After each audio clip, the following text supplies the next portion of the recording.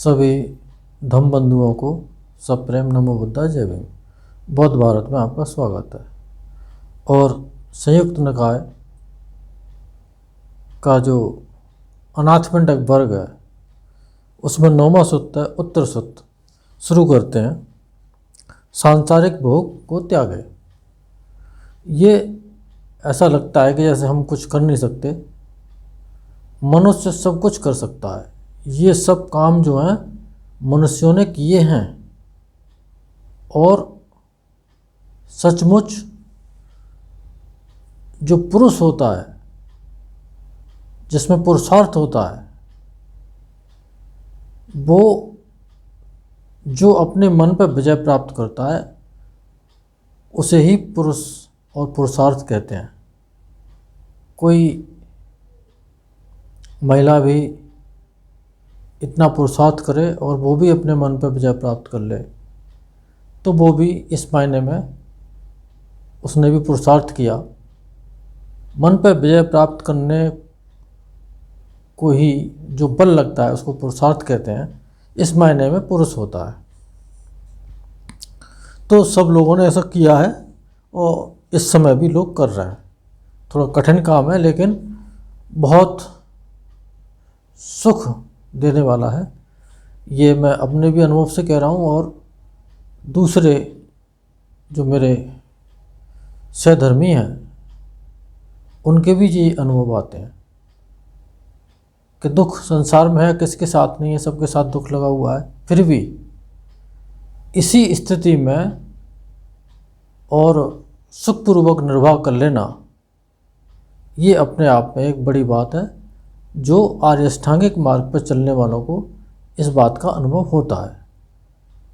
आप सबके लिए ये छोटे छोटे जो वीडियो के माध्यम से आपको प्रेरणा जागे और आप भी वही काम करें और आपका भी कल्याण हो और आप लोग का कल्याण करें, इस भावना से, इस मनसा से हम ये काम कर रहे हैं। इसमें हमें किसी से कोई पैसा नहीं चाहिए, क्योंकि धर्म कोई व्यापार नहीं होता है। धर्म लोक कल्याण के लिए होता है। भगवान बुद्ध ने कोई किसी से धन नहीं लिया, वो खुद राजपाट छोड़ करके आए थे और किसी से उन्होंने और भविष्य में भी किसी से इसका व्यापारीकरण नहीं हो जाए इसके लिए आगाह किया था। क्योंकि धर्म के बदले कोई आदमी क्या दे सकता है। धर्म, खासतौर से मैं आर्य अष्टांगिक मार्ग की बात कर रहा हूँ, बुद्धिज्म की बात कर रहा हूँ, वो इतना अनमोल है कि संसार की कोई वस्तु उसके सामने टिक नहीं सकती। तो कौन खरीदेगा उसको? नहीं खरीद सकते। तो ये धर्म का दान होता है। भगवान बुद्ध ने धम्म दान दिया क्योंकि उनके अंदर लोक कल्याण की भावना जागी। तो उसी श्रृंखला में हम सब छोटे छोटे उनके प्रतिनिधि हैं। जब खुद समझ लिया कि ये ठीक है, अच्छा रास्ता है, मैं भी सुख में आया और लोग भी सुख में आए, इसलिए हमारा ये प्रयास है। आप लोग ध्यानपूर्वक पूरा देखते रहें और कहीं कोई बात समझ में ना आए तो कमेंट बॉक्स में लिख के और अपनी बात को हम तक पहुंचाएं। हम समय निकाल करके आपके प्रश्नों का उत्तर देने की कोशिश करेंगे। तो उत्तर सूत्र में आगे चलते हैं। ये राजगृह की घटना है। एक और खड़ा हो उत्तर देवपुत्र भगवान के सम्मुख यह गाथा बोला, जीवन बीत रहा है, आयु थोड़ी है, बुढ़ापा से बचने का कोई उपाय नहीं है। मृत्यु में यह भय देखते हुए सुख लाने वाले पुण्य कर्म करे। भगवान कहते हैं कि जीवन बीत रहा है, आयु थोड़ी है, बुढ़ापा से बचने का कोई उपाय नहीं। मृत्यु में वह भय देखते हुए संसार भोग छोड़ दे निर्वाण की खोज में। निर्वाण की खोज एकदम कुछ नहीं होता। एक एक कदम आर्य अष्टांगिक मार्ग पर चलते चले जाएंगे और अपने जीवन को सद्गुणों से भरते हुए चले जाएंगे, वो अवस्था अपने आप आ जाती है। तो ये देवताओं के साथ जो उनकी जो वार्तालाप हो रही है, ये बहुत हाई लेवल की बातचीत उनसे हो रही है। हम लोग इससे शिक्षा ग्रहण कर रहे हैं। ये हमारे लिए भगवान का धर्मोपदेश नहीं है, लेकिन चूँकि इसमें भी हमारे लिए शिक्षाएँ जो छुपी हुई हैं, हम उसको ग्रहण कर लेते हैं। बाकी हम सब लोगों के लिए बहुत बड़ा धर्म साहित्य है, वो शुरू होने वाला है। अगला सूत्र है, 10वां सूत्र है, अनाथपिंडक सूत्र। जैतवन की घटना।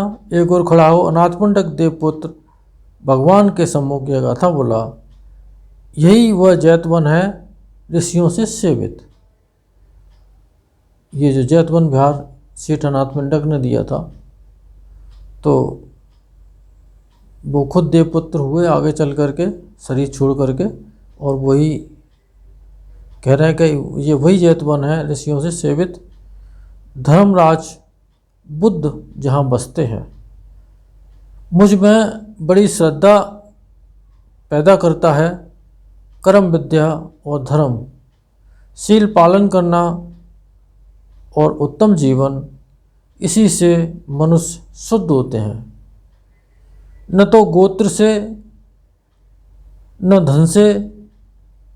इसीलिए पंडित पुरुष अपनी भलाई का ख्याल करते हुए अच्छी तरह से धर्म कमाए। इस तरह वह विशुद्ध होता है सारिपुत्र की तरह प्रज्ञा से। सारिपुत्र भगवान के दाहिने हाथ थे और प्रज्ञा में सबसे आगे थे, अग्र थे। तो सारिपुत्र ब्राह्मण नालंदा के रहने वाले थे, और वो सारिपुत्र का उदाहरण प्रज्ञा के क्षेत्र में दिया जाता है, और जगह जगह पर ये मिलेगा। शील और चित्त की शांति से जो भिक्षु पार चला जाता है, यही परम पद पाना है। अनाथपिंडक देवपुत्र ने यह कहा, यह कह भगवान को अभिवादन और प्रदक्षिणा कर वहीं अंतर्धान हो गया। तब उस रात बीतने पर भगवान ने भिक्षुओं को आमंत्रित किया, भिक्षुओं, आज की रात वह देवपुत्र मेरे सम्मुख खड़ा हुए गाथा बोला, यही वह जैतवन है, यही परम पद पाना है। पहली लाइन बोल दी और आखिरी लाइन बोल दी। पूरा सूत्र योगित भगवान ने भिक्षुओं को बताया। यह कह मुझे अभिवादन और प्रदक्षिणा कर वहीं अंतर्धान हो गया। इतना कहे जाने पर आयुष्मान आनंद ने भगवान को कहा, भंते वही अनाथपिंडक देवपुत्र हो गया है। उन्होंने एक क्वेश्चन किया कि भगवान, क्या ये वही अनाथपिंडक है जिसने जैतवन दान किया था? ऐसा क्वेश्चन उन्होंने कहा। अनाथपिंडक गृहपति आयुष्मान सारिपुत्र के प्रति बड़ा श्रद्धालु था। ठीक कहा आनंद, जो तर्क से समझा जा सकता है उसे तुमने समझ लिया। आनंद अनाथपिंडक ही देवपुत्र हुआ।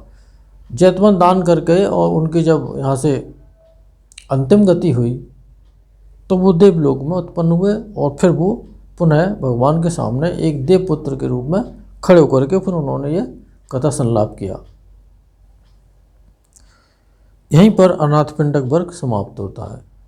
इस सत्य वचन से आप सबका मंगल हो, कल्याण हो, संसार के सारे प्राणी सुखी हों, सुखी हों, सुखी हों। साधु साधु साधु।